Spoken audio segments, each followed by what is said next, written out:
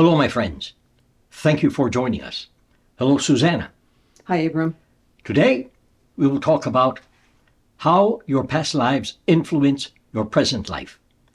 And for right now, I will hand it over to Susanna. Thank you. Thank you, Abram. Would you, Abram, mind explaining how we're born with not only all possibilities within us, that we're also born with all of our lives within us, past, present, and future? Most people have had past lives. Some are on their first lifetime, which is a good thing. For those who have had past lives, understand first of all, and you probably know this by now, everything is energy, which means there is no time. There is only experience, energetic experience. Now, most people have had past lives. The energy of those lives is still a part of your present energy, your identity. So, as an example, if you were a musician in a past life, in this life you might want to continue that creative thread. So maybe you decide to be an actor in this life. In a past life, maybe you were an orator, a speaker, as Susanna was in old-time Greece. I think I have just spilled the beans a bit. Today, she is an author. In a past life, she was also, does not matter this time where or when, she was also a channel, as Tom is now. Today, in this life, she is a medium. You choose the experience that you need to be in and want to, let me put it this way, want to discover yourself and what you are all about based on your experience. So you take the energy of those past lives unconsciously and many times subconsciously and create yourself in this present life based on your past life experiences, usually one at a time. Sometimes you can choose to base yourself on a couple or a few of your past lives and develop a few different abilities and talents in this lifetime.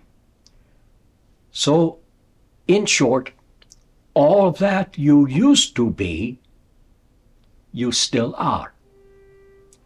Thank you. So a lot of people think that they've had multiple past lives. What about lives that are in between, let's say physical lives here in this reality?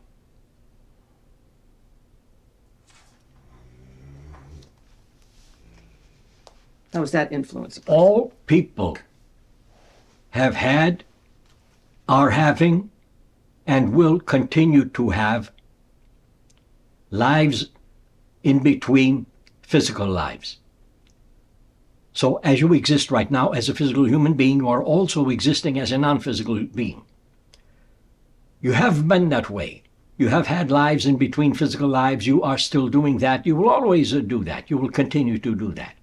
Those lives influence your present physical life in your and on an subconscious level.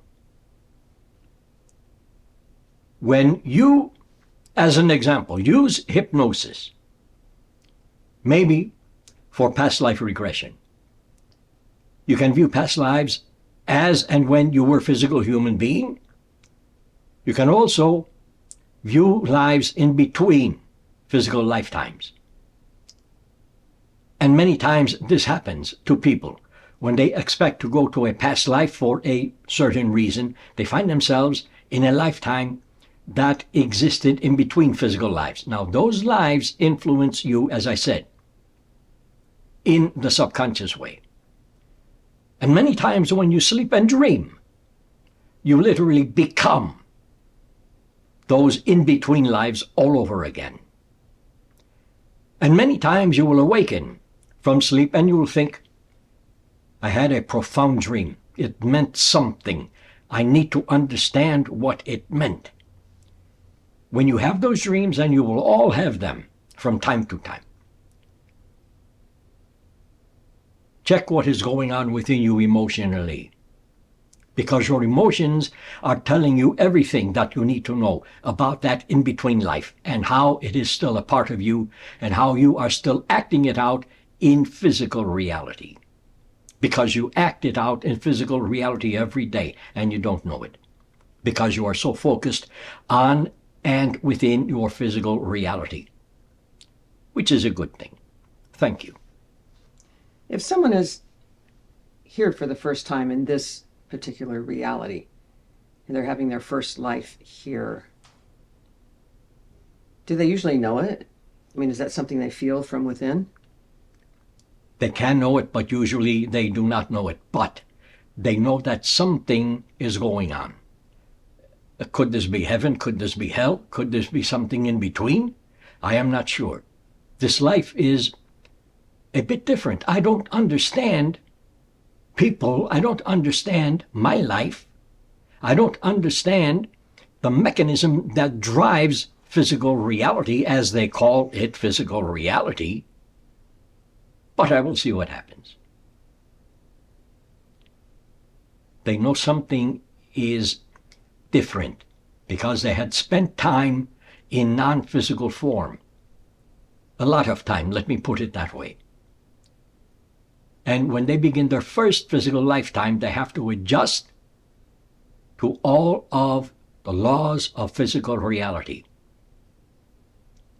And that includes all of the laws of your government, your parents, schooling, religion, friends, and everything and everyone else. Because everyone has laws that they live by, and they really enjoy imposing their laws on everyone else, which they should keep to themselves. It would be a better thing to do. Thank you. Now, everyone that incarnates here in this reality chooses to be here, correct? Yes. There are a lot of people who feel that they don't belong here, that they're not from here. I believe nobody is from here, but a lot of people don't fit in. So this could be one scenario where an individual really doesn't feel like they fit in. It could also mean that the individual who had a past life in physical reality as a physical human being, and the life was so strong that it is influencing present life. They don't fit in. They should be back in time or forward in time to a future lifetime when it will be, and it still is because there is no time, a very powerful lifetime. So they find themselves maybe in between past and future lifetimes that were very grand, very powerful. They feel that power, but they are not in the experience of those lives, so they don't belong. They know they belong somewhere, but they are not sure.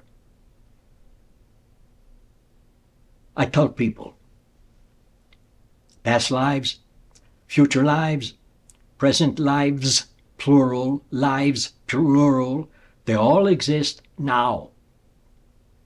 The best thing you can do is focus on your present life, because this is what you had chosen to experience. You had created in your design all that you are to experience in this present lifetime. Much of the time based on past life experiences and what you were in a past life. But focus on your present lifetime.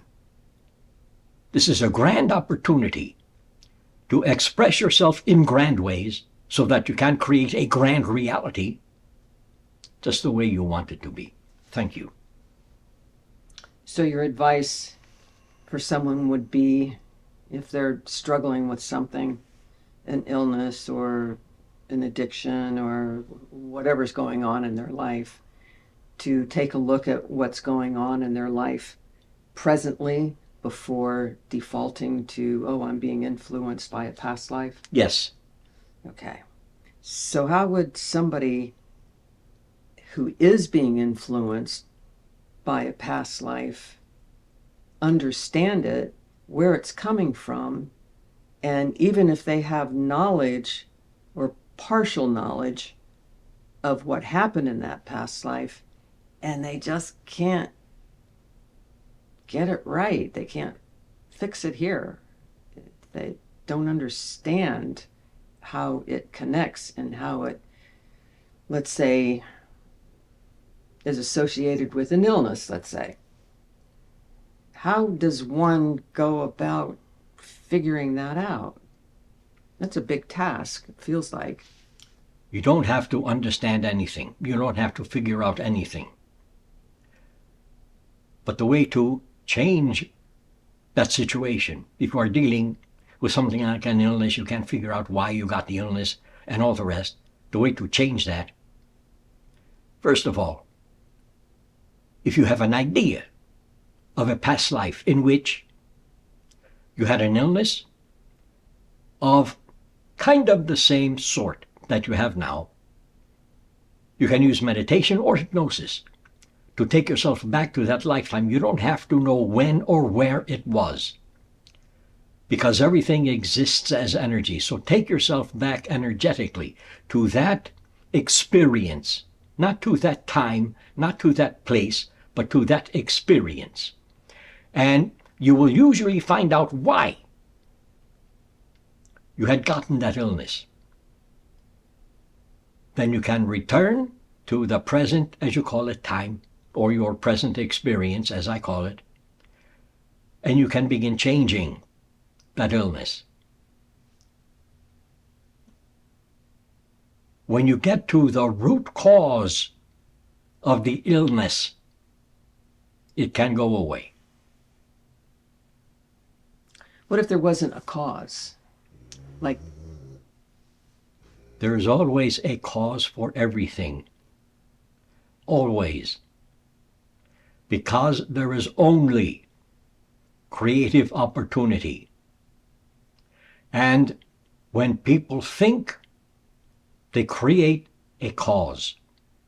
And that cause becomes their intention, and that becomes their reality. And you can define cause in any way you want to. But I define it as probable possibility. So as you have a thought, when you think of an idea, you are creating a probable possibility. Then you can take action with it or not. That will be up to you. Thank you. all right, let me reframe my question. What if it is something that happened to the person? And I'm also including the design of someone's life, everything that's kind of, written in stone before we were born. Let's say being born as a stillbirth, or a mother dying in childbirth, or dying from a cut on the skin before penicillin was invented. Just things that happen in life that, even though it may be written into our script, things like that happen. I mean, that's just life. So maybe something traumatic happened. Are you saying you go back to the energy of the trauma? You can do that. You can also understand that before you are born, you create a design for your upcoming physical life, assuming you choose to have another physical lifetime. And maybe in that new lifetime, you will have a cut. And that lifetime will exist in the past, before penicillin was created. And you will die from that because of an infection. When you reincarnate into a new lifetime, you are not necessarily reincarnating into the future. You could choose to reincarnate, have another physical life in the past. This is why I tell people, when you die, you will have the opportunity to choose if you want to reincarnate again or not. It is your choice. Nothing says you have to reincarnate again, but you can choose to reincarnate into the present all over again, into the future, or into a past time. People need to understand time and space-time. That is the fabric of all creative opportunity. And this might sound a bit difficult to understand, but let me put it simply. You choose what you want to be, how you want to be, who you want to be, and when you want to be, from considering reincarnation, from lifetime to lifetime. Nothing is linear. You don't follow a timeline. You create your own timeline and exist in either the future or the past or the present all over again. And it has nothing to do with karma at all. That is as simply as I can put it. Thank you. I believe that 99% of us in past lives were just regular people. But a lot of people think that they were something grand, like a Mayan princess or a king, a queen, Joan of Arc, whatever. This is mostly not true, right? I mean, we're mostly like just had regular lives. Mostly, yes. There are those who had existed as kings and queens and all the rest. Few of them, a few people, not a lot. And they know who they used to be. And they really don't talk about it. Those who talk about it wish they were someone special in a past life because they need to feel special in this lifetime. And there is nothing wrong with that. If you can look at yourself as you are, assuming that you have always been just, as you people say, a regular Joe in past lives, if you can look at yourself now and appreciate what you have now and who you are, especially appreciate who you are, you can find your grandness, your greatness, as you are now. Everyone has greatness. People don't know how to find it or to experience it. Appreciate what you have, appreciate who you are, and you will find your greatness, your grandness, and you will be able to live it. You don't have to be a king, queen, or anything else. You can still be, as you say, just a regular Joe with the understanding of your greatness. And that is what life is all about, to be in the experience of your greatness. Thank you. Thank you, Abram. There are people that believe that child prodigies may be incarnations of famous people like Bach, Mozart, Monet, Rembrandt. And some of them are, yes. Now, we had discussed one time, I had asked you about our founding fathers of this country, and you said that that was just their one life, that they were not coming back. Yes. So they came here with the purpose of forming this Yes. country. Yes. Okay. And do you want to expand on that at all? They had an idea. the founding fathers had an idea. They had created the idea as a reality. Children being born with exceptional talent. Some of them are reincarnated souls of past masters. Some of them. Most of them are just a new breed of human being born now. And I am not talking about New Earth, 5D, shifts in energy, or anything else. I'm speaking about evolution. All of you people, you are on your evolutionary path. Those children are being born brand new. They have exceptional talent. For a couple of reasons. One reason is to show you people that you can be pretty much the same way.